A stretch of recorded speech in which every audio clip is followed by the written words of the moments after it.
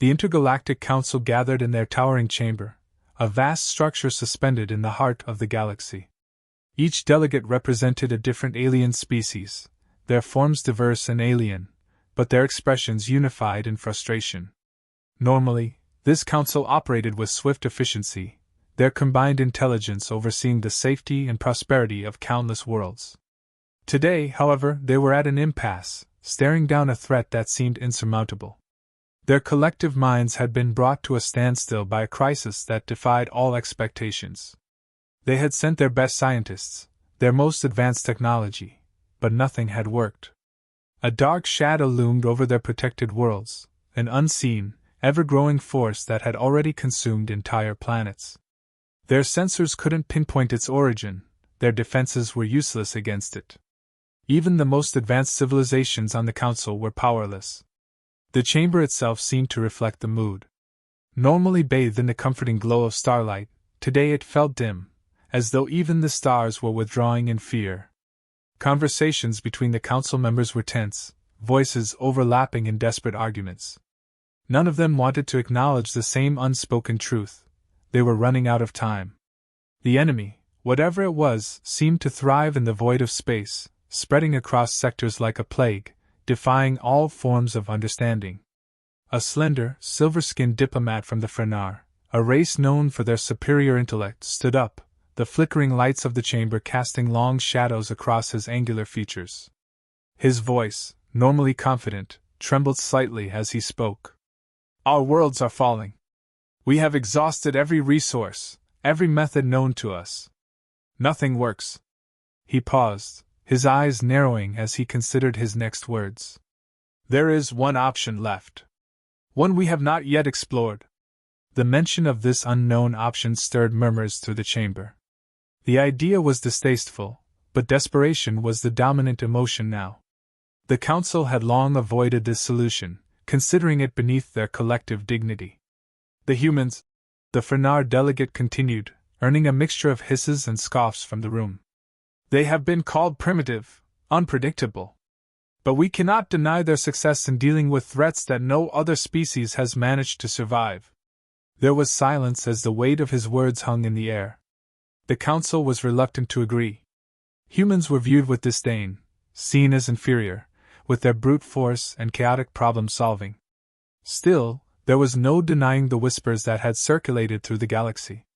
Earthlings had an unorthodox way of surviving impossible odds.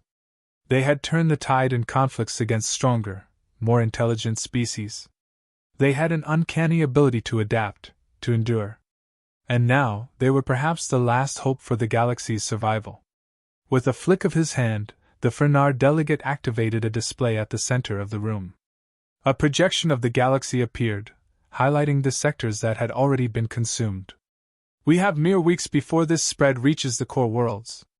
The humans might not be the solution we desire, but they may be the only solution left." Grudging agreement spread across the room.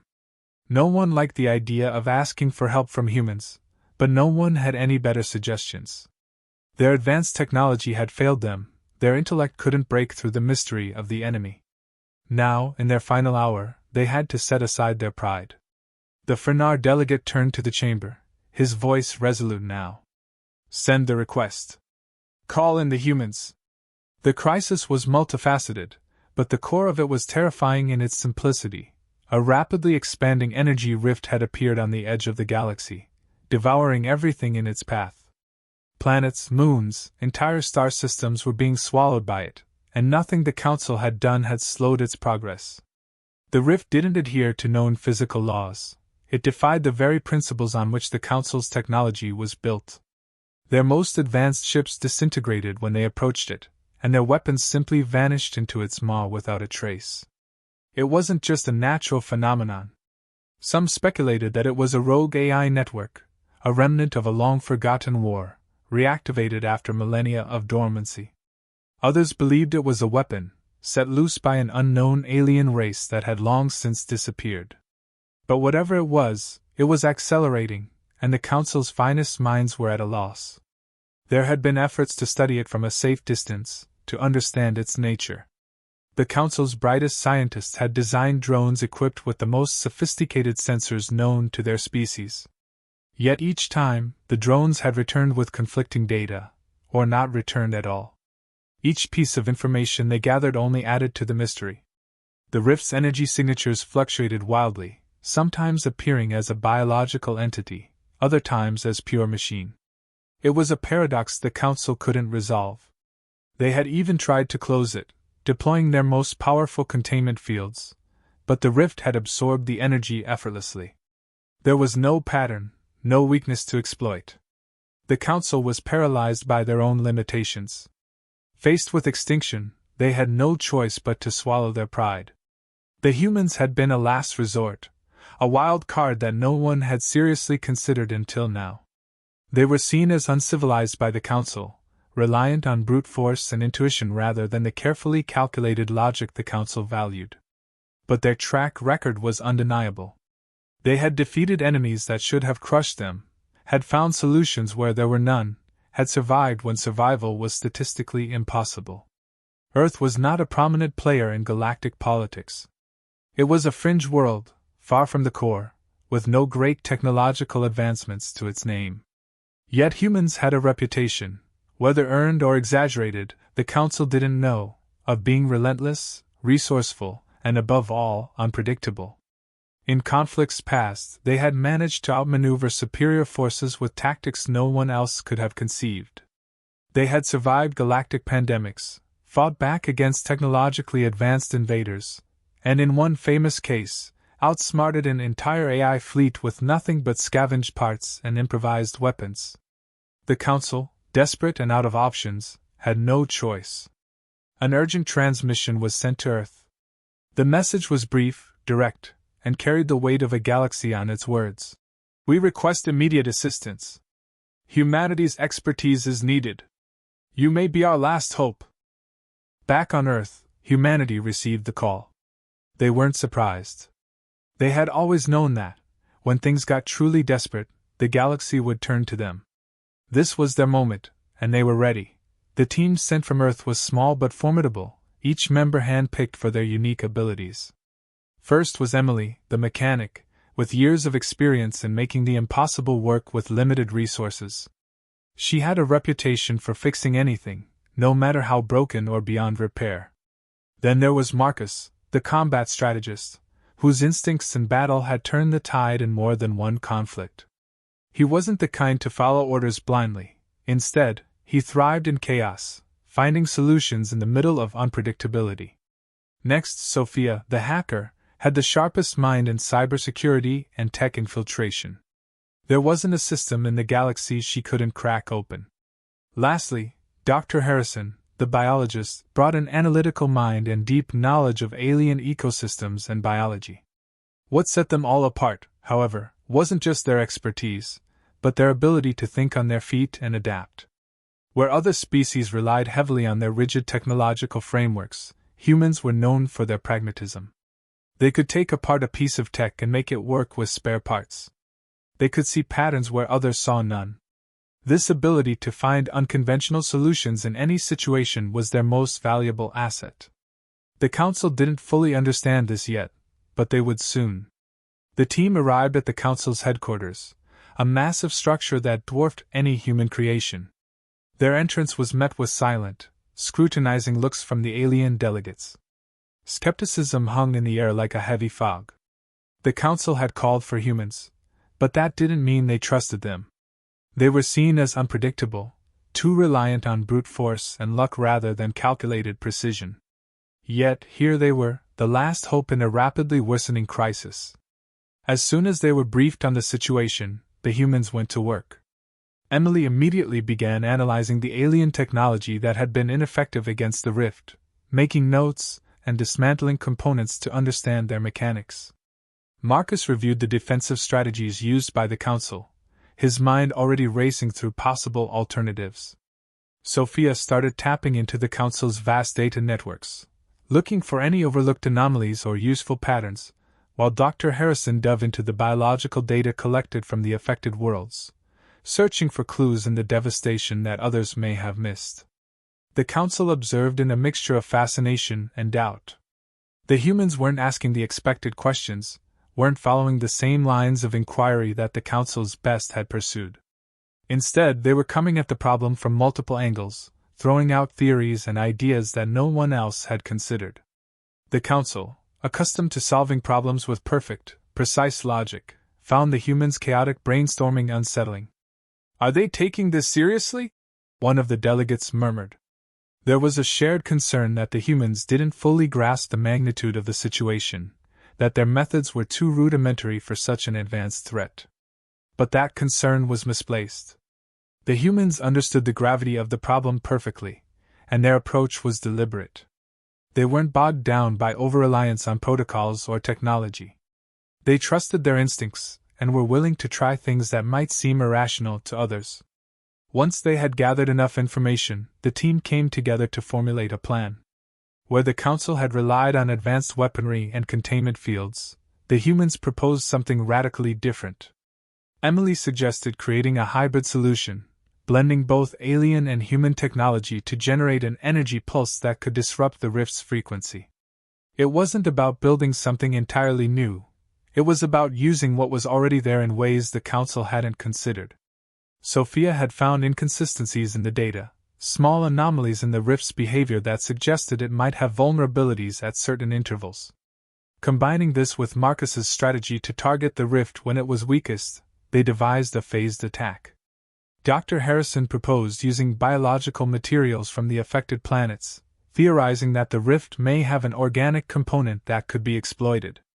This multifaceted approach combined technical expertise, brute force, and lateral thinking.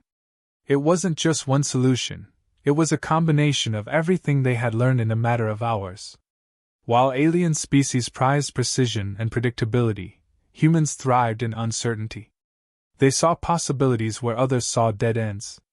As the plan took shape, confidence grew among the team. They didn't expect the Council to understand their methods fully, but they knew they were on the right track. They had done what they always did, adapted, improvised, and come up with a solution that no other species would have thought of. The challenge ahead was immense, and the rift was far from defeated. But for the first time since the crisis began, there was hope.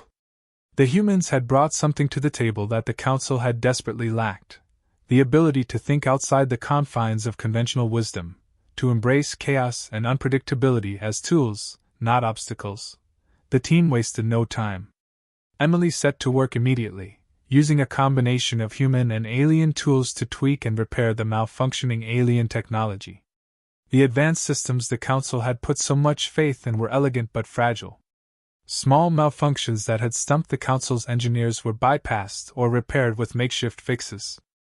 A basic wrench, applied with skill, did more than any complex alien instrument could. Emily's hands moved quickly, her brain working faster, as she rewired circuits, manually adjusting outputs to match the specifications they needed for the hybrid energy pulse. Sophia hacked into the ancient alien system with ease.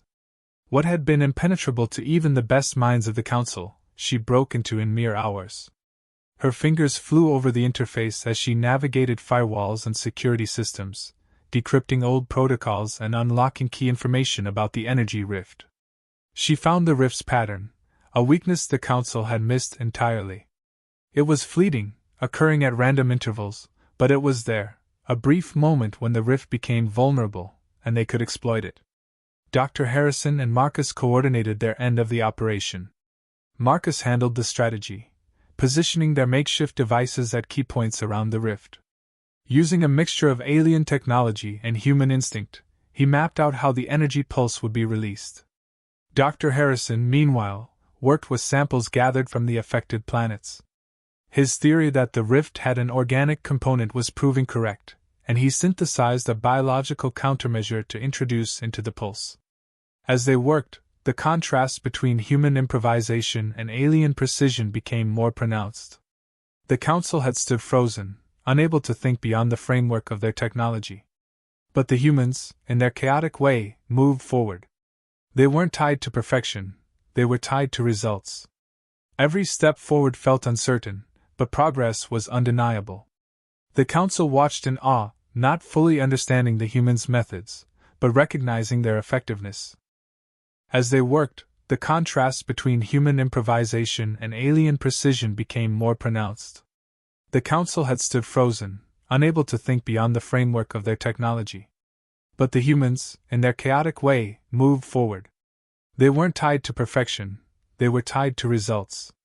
Every step forward felt uncertain, but progress was undeniable. The Council watched in awe, not fully understanding the humans' methods, but recognizing their effectiveness. Midway through the plan, an unforeseen obstacle presented itself. The rift began to shift in a way none of their data had predicted. It was evolving, adapting, as if it had sensed the humans' approach. What had been a slow, methodical expansion turned erratic. The pulses of energy it emitted grew stronger, warping space in unpredictable patterns. Suddenly, the machines Emily had just repaired began short-circuiting, and the containment fields Marcus had set up were collapsing under the pressure. The Council members panicked, certain that this was the end. Their systems began sending alarms, their predictions indicating that the rift would consume everything within hours. Some even suggested aborting the mission, retreating while they still could. But the humans didn't flinch. They had faced worse odds before. Emily, without missing a beat, began pulling components from disabled systems, creating new configurations on the fly. Marcus recalculated the placement of their devices, adjusting for the erratic behavior of the rift. Dr. Harrison worked faster, modifying his biological countermeasure to adapt to the rift's new form. Sophia dug deeper into the alien system, looking for anything that could give them more control. They didn't panic. They adapted, recalculated, and adjusted without hesitation. The Council watched in stunned silence. It was as if the humans thrived in this chaos, where others would falter. They were not confined to the boundaries of their plan. Every obstacle became a new challenge, not a reason to quit. Even as the rift's energy grew more intense, threatening to overwhelm them, the humans pressed on. Through sheer determination and quick thinking, the team managed to stabilize their equipment. Emily's improvised solutions held, and Marcus's new strategy for deploying the devices worked, containing the erratic bursts from the rift. Dr. Harrison's biological countermeasure finally came online, ready to be injected into the pulse. Sophia's hacking had granted them temporary control over the alien systems, giving them a small window of opportunity to execute their plan. The tide began to turn. The energy rift, which had seemed unstoppable, started to shrink, its influence receding as the hybrid pulse destabilized its structure. The rogue AI or whatever intelligence had been driving it was thrown off balance. The Council members, who had been on the verge of despair, now watched in disbelief as the impossible happened right in front of their eyes. The rift's erratic behavior slowed, the pulses of energy growing weaker. For the first time in months, there was hope. The humans were doing what the Council had believed was beyond the capability of any species. Their unconventional tactics, their willingness to adapt on the fly, had turned the tide of a seemingly hopeless situation. The Council's best minds had failed, but here, in the face of an unpredictable and deadly threat, humans had succeeded where logic and precision could not. But just as they were preparing to deliver the final blow, one last obstacle emerged. The rift, sensing its impending defeat, began to collapse in on itself, creating a vortex of energy unlike anything they had seen before. This final act of desperation threatened to take everything with it, including the humans and the Council. The stakes had just been raised to the highest possible level. The humans, standing on the brink of victory, now faced one last challenge. Could they adapt in time to save not just themselves, but the entire galaxy? The answer hung in the air, the fate of countless worlds teetering on the edge. The vortex grew larger, pulling everything toward it with a force that threatened to rip apart the surrounding space. The energy rift, now collapsing in a final, desperate act of self-defense, was far more dangerous than anyone had anticipated. The alien council watched in silence, paralyzed by the sheer power of the phenomenon. This was no longer just about containing the rift, it was about survival. If the humans failed, the vortex would consume everything in its path, leaving no trace of the surrounding star systems. Time was running out. Emily immediately took charge, adapting the equipment they had salvaged. The devices they'd set up weren't enough to stabilize the vortex, so she began to improvise again, using what little remained of the alien tech around her. Marcus, calm under pressure, recalculated their strategy. They would have to push their devices to the limit, channeling more power than they had initially planned. It was a risk, but they had no choice. Sophia worked furiously, her hands flying over the control systems as she hacked deeper into the ancient networks, searching for a way to slow the collapse. Dr. Harrison, in the meantime, adjusted his biological countermeasure, hoping to disrupt the rift's organic elements before it fully imploded. As the team worked, the vortex's pull intensified, the force growing stronger with each passing second. The humans were running out of time, but they didn't waver. Every member of the team used every skill, every piece of knowledge they had. Failure was not an option. The tension built, the sound of machinery groaning under the strain, but the humans remained focused. It wasn't just about skill now, it was about grit, determination, and their refusal to give up, even in the face of seemingly insurmountable odds. The final moments were chaotic, the vortex pulling at everything, but Emily managed to reroute power through the makeshift systems she had created. Marcus gave the signal, and they deployed the full force of the hybrid pulse. Dr. Harrison's countermeasure was released into the vortex at the exact right moment. Sophia, her fingers moving faster than ever, unlocked a crucial part of the alien system that allowed them to direct the energy flow. With everything in place, the pulse hit the vortex dead center. There was a moment of absolute stillness. Then, the vortex began to shrink. The energy rift, now destabilized and flooded with the biological countermeasure, started to collapse inward on itself, but this time in a controlled manner. The humans watched as their plan worked, the threat neutralized piece by piece. What had seemed like an unstoppable force was now fading, its power waning with each second. Against all odds, the humans had done it. The energy rift, the threat that had terrified the galaxy's most advanced civilizations, was stabilized. The rogue AI or entity driving the rift had been neutralized, unable to adapt to the humans' unpredictable approach. The vortex disappeared entirely, leaving nothing but the quiet of space behind. The alien council sat in stunned silence. What they had considered a primitive species, one reliant on luck and brute force, had succeeded where their advanced technologies had failed. The humans didn't celebrate, didn't boast. They simply finished the job, ensuring that every piece of equipment was accounted for, every last threat neutralized. For them, it wasn't about proving superiority. It was about solving the problem, no matter what it took. Their humility was striking in contrast to the awe surrounding them. As the council slowly processed what had just happened, their earlier skepticism vanished. It wasn't humanity's technology that had won the day, though their ability to merge alien and human tech had been key. What truly set them apart was their willingness to approach the problem from every angle, to adapt when things didn't go as planned, and to keep pushing forward when others would have given up. Their creativity and resilience had saved countless worlds from destruction. In the aftermath, the council met privately, reflecting on the events that had just unfolded.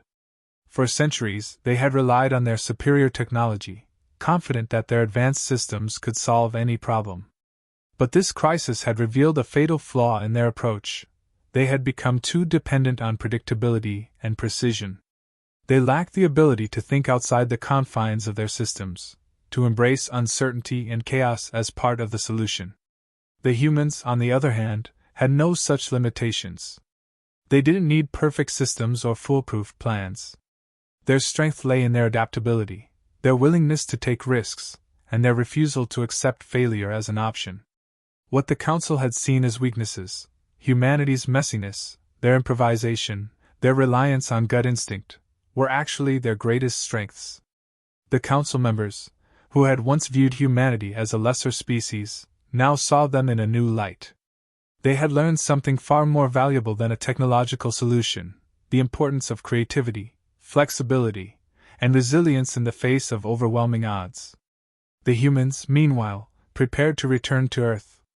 They weren't looking for praise or recognition. They had done their job, as they always did, and now it was time to move on. Their reputation, however, had been solidified across the galaxy.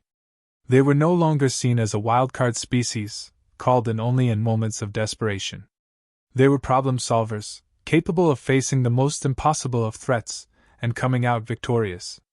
As they left, the Council quietly acknowledged that their advanced civilizations had something to learn from humanity. Superior technology was nothing without the will and creativity to use it in unexpected ways. The galaxy had changed that day, not just because the rift had been stopped, but because a new respect had been forged between the most advanced species in the universe and the one they had once considered primitive. The humans had proven, once again, that their greatest weapon wasn't their technology or their numbers. It was their unyielding determination to succeed, no matter the cost. The universe would remember that.